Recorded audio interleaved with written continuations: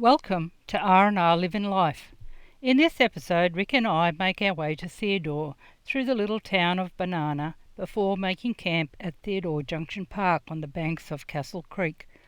From Theodore, we then make our way to Krakow, Eichwald and Nedmundubra, where we camp in the showgrounds before making our way to Boondoomba Homestead for a couple of days.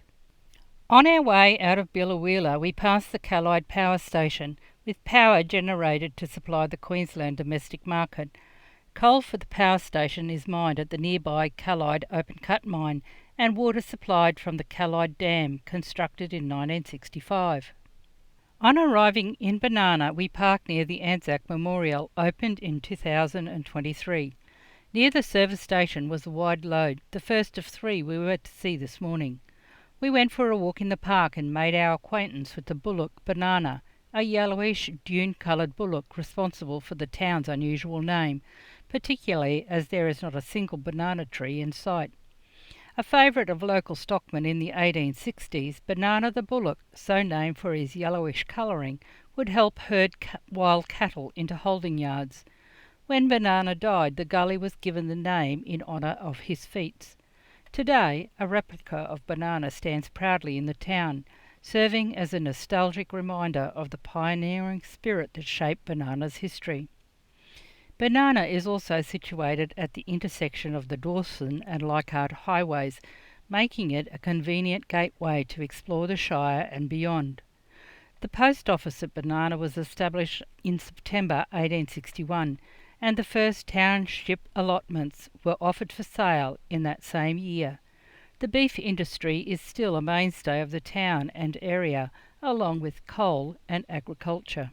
The Banana Shire covers an area of 28,610 square kilometres, has a rich history and a strong future built on the back of grazing and cropping agricultural enterprises and the continuing expansion and development of mining, gas, manufacturing industries and niche businesses. The region opened in 1853 when sheep stations were established in the region, and the township of Banana appeared in 1881 with a population of 122 people. Today, sheep have been replaced by a wide variety of beef cattle breeds. Open country has been cultivated to produce wheat, sorghum and legume crops, while the floodplains along the Dawson River produce fertile ground and easily access to irrigation for cotton. From Banana we made our way to Theodore, past another two heavy wide loads. The bitumen was quite rough in places. We passed acres and acres of leucaena, a small tree that has been planted for fodder in many tropical areas of Queensland. Some was quite green, while other paddocks had been grazed quite heavily. Unless heavily grazed or otherwise controlled, leucaena can spread rapidly to adjacent areas as it forms dense thickets, hindering movements of wildlife and excluding all other plants, and in some areas is now considered a pest. On arriving in Theodore, we parked Gidget at Junction Park. Although Theodore lies on the eastern side of the Great Dividing Range, it is almost tropical with its extensive stands of palm trees in the main street, and has a 1950s feel with old charming timber houses and broad streets. We saw many interesting historic buildings like the Sacred Heart Catholic Church, a number of classic Queenslanders, and the fascinating Hotel Theodore. The township had its beginnings in 1922 when legislation was passed for the establishment of a major irrigation project which was to be based on the construction of a major dam at Nathan Gorge, with land around the junction of the Dawson River and Cattle Creek being resumed from Woolthorpe Station. As it would take some time to build the Nathan Dam, it was decided to commence on a smaller scale by initiating the Castle Creek irrigation zone by building a small low-cost weir nearby on the Dawson River, from which water would be pumped along channels to the irrigation farms. The power station was also built beside the river. However, funding for Nathan Dam was never obtained, and by 1933 the dam project was postponed for 25 years. Without the water needed for irrigation, many of the small farm blocks around Theodore became economically unviable, and many sold at a loss to families able to enlarge their holdings as it became possible for them to support a family with dry land farming. After a very restful night, we stopped in at the bridge over the Dawson River to check out the Liverstonia palms and Dawson River blackbutts along the banks, an interesting contrast between the two species of trees. From there we made our way towards Krakow, a tiny ghost town packed full of surprises. Before reaching Krakow, we passed the Krakow gold operations, an established underground gold operation. Following the discovery of gold in the area dating back to the 1930s, more than 2 million ounces of gold have been mined from the Krakow goldfields, with the current mining operations commencing in 2005. Krakow has multiple ore bodies, assessed by a single decline to the surface and mined via open stopping that focuses on maintaining the stability of the surrounding rock by alternating ore removal and backfilling by filling the mined-out spaces, a method used for extracting ore from steep dipping or narrow ore bodies, particularly in hard rock mining. Our first stop in town was at the historical centre. The township of Krakow was once the largest in the Shire and boasted a population of over 3,000. Although Krakow's population never returned to that of the gold rush days, the mine is still operational and the Krakow Hotel remains open. Krakow's Mining Heritage Centre was filled with plenty of colourful stories that tell a fascinating history of the Walla Walla people, the early day pioneers and today's operations at the mine, all captured in a variety of interactive displays and digital media. The interactive display called Worth Your Weight in Gold, a mechanical gold drill and a 3D view of the current gold mine from the underground up were fascinating, as was the 10-minute video that recreates the first gold found in Krakow by John Nips in 1913 and the birth of Krakow. There's some dispute as to why pastoralist John Ross named the area Krakow back in 1851. Some say it was in reverence to the Polish who had fought valiantly for independence, while others say it was the sound of a cracking whip. No matter though, because in 1875 the town became known for gold, sparking a century-long boom. At first prospectors came to try their luck in the fields. Then from 1931 to the mid-1970s, when it finally closed its holdings, the Golden Plateau mine kept the workers coming. In 2004, Newcrest Mine rekindled hopes for gold prospecting in the area, but the furore was short-lived. Now the shops are empty, but the Krakow Hotel remains full of life. Once again, following history, we eventually found the cemetery with some very old graves on our way out of town. It really was a reflection of how tough those early years in Krakow were. After spending much of the morning exploring Krakow, we made our way towards Eichwald, with much of the road lined by forest country. Eichwald was founded in 1848, taking its name from Eidsvoll in Norway, where the European settlers Thomas and Charles Archer came from. They established large stations which they called Eidsvold and Condambula. In the 1880s, Eichwald emerged as a bustling gold mining town supporting a population of over 2,000, with 15 hotels catering for thirsty diggers. As well, the area developed as a hub for citrus, agriculture, timber and cattle. When I was young, I can remember all 3 selling yards, Mataggets, Elders and Dalgetties, full of cattle on sale day, something that has never happened again. The town and surrounding countryside offered us a rich tapestry of Australia's heritage and bush traditions, together with a wealth of Indigenous culture and natural beauty. The Alice Maslin hitching rail, located in the main street, was erected so that Alice could hitch her horse and sulky to when she came to town to do her weekly shopping. Even in the age of motor cars, Alice preferred her horse and sulky. The Historical Museum has a fine collection of historical homes including Knockbrake and the Riversley Cottage, which house memorabilia including the Soldiers' Corner, traditional artefacts, slates and desks and other school equipment, a manual telephone exchange and the original Clonave homestead. The museum also houses the George Schaefer Geological Collection and the Schultz and Duncan Bottle Collection.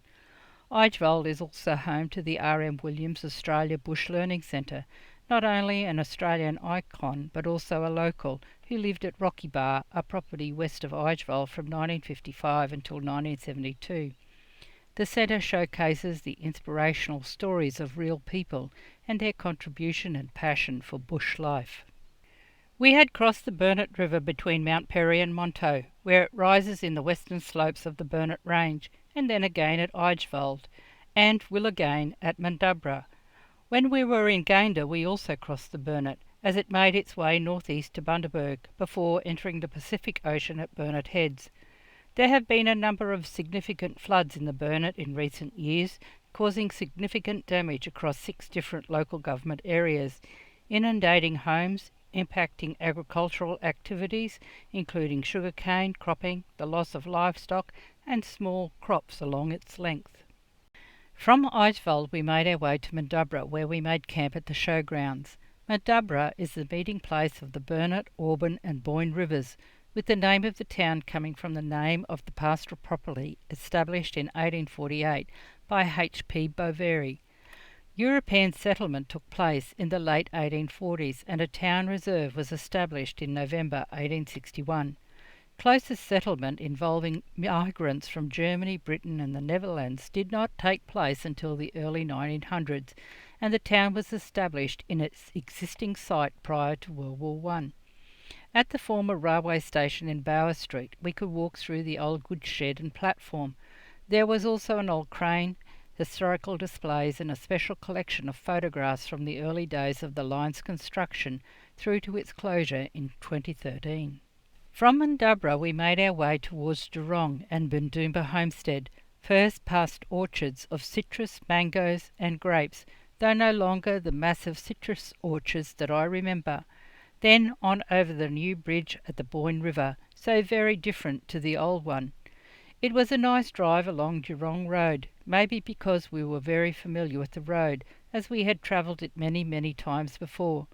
We discussed how the forest country and farms has changed over the years we have been travelling this road. Some cattle were in poor condition, while others weren't too bad considering the time of the year we were travelling, but rain was needed. Some areas had been flogged with no grass left, while other areas had been lightly grazed and looked in much better condition. There was a green tinge in some areas, so they must have had rain recently. We arrived at Boondoomba Homestead late morning, setting Gidget up and relaxing before exploring the homestead. Wow, what a place! We had passed it for years, but had never stopped in. The homestead represents a step back to 1847, when 3 young Scotsmen, the Lawson brothers, along with Robert Alexander, established the original Boondoomba station in 1846. Located near the junction of Boondoomba Creek and the Boyne River, the homestead was the centre of the original Boondoomba station and now plays a significant place in the region's history. The station's original boundaries stretched from a hill east of Proston to Bravinia Creek in the north, Dar Creek in the south, and the imposing Great Dividing Range in the west, totalling an area of 958 square miles. The 3 Scotsmen began as squatters, then applied for several adjacent leases, and the station was established. Like most of the stations during that period, the property was originally set up for sheep pasture, making wool their main source of income, using Chinese and German shepherds, and at its peak ran up to 100,000 sheep. But with drought, speargrass and disease, sheep became unfeasible and were replaced by cattle. As with isolated stations in the early days, the homestead and surrounding acreage was built with the basic necessities, similar to a small village. In the mid to late 1850s, with several changes of ownership, severe droughts, bushfires, and a scourge of speargrass, Hereford cattle replaced the sheep. In 1868, Alexander Lawson, the last of the 3 Scotsmen, sold to Gilchrist Watt and Co., but stayed on as manager. He was also a magistrate, travelling up to Gayndah and St Lawrence. A horse accident in St Lawrence the following year resulted in his death, when his last daughter was just 1 day old. George Munro from Inverell became manager in 1869 until his death in 1895, when his son then became manager. Then followed a few changes in ownership and management before the lease ran out and was resumed by the government sometime around 1920 and was cut for closer settlement, resulting in the homestead block being reduced to 1,600 acres. The homestead was built from the 1850s to the 1870s. The main surviving buildings in the complex including a stone building believed to be the oldest metric-built building in Queensland and possibly Australia, and a timber house from the 1850s with a steep pitch of the roof due to the German influence where it snows, a dining room erected in the 1870s, and a covered walkway connecting the kitchen to the dining room with a trolley that ran on a railway line between the two, a cooling shed and cow bales that once served as stables prior to 1939. There is also a structure which functioned as a postal receiving office from the 1860s and a garage built in the 1950s. We wandered the grounds of the homestead complex, showing evidence of the formerly laid-out garden, comprising an orchard of citrus trees and mature plantings such as black bean, bottle, oak, pine and pepperina trees, with some of the trees planted in the mid-1850s, with the magnificent hoop pines planted in September 1936. Trellises for grapevines dating back to the 1850s, with the grapevines near the tank stand only 80 years old. The garden beds with rose bushes originally planted when the garden was designed, along with some original plants and various fences, are also evidence adjacent to the timber house. It really was an interesting homestead. The fortitude and perseverance of those early settlers is on display at Boondoomba, with each room within the main building set up to display that era. Boondoomba Homestead was an amazing step back in history, telling the stories of those who once lived here, but also those that support and volunteer here to continue making it a wonderful place to visit. I hope you have enjoyed this episode. Give us a thumbs up if you have. Join us next time as we make our way to Proston, Boondoomba Dam and return to the homestead before continuing on to Jandowae. Enjoy every day. Cheers for now. Rick and Rosemary. R&R, Livin' Life.